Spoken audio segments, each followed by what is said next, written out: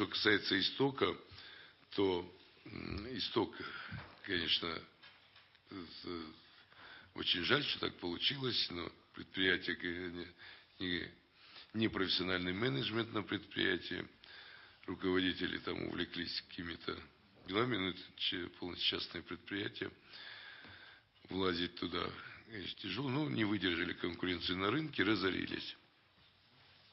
И на сегодняшний день кредитор, сберегательный банк, забрал это предприятие. Тоже был предмет больших, в течение года переговоры шли со сберегательным банком. Сейчас вроде нашли, в всяком случае, какую-то дорожную карту, что предприятие заработало. Посмотрим. Будем надеяться, что договорились, что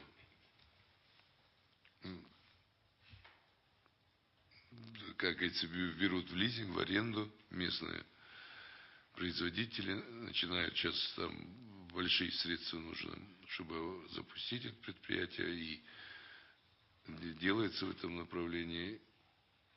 Все, сейчас и с Божьей помощью в первой половине года, может даже в первом квартале, если запустится предприятие, то уже с оборота, с прибыли будет погашаться в долги предыдущего истока сберегательному банку.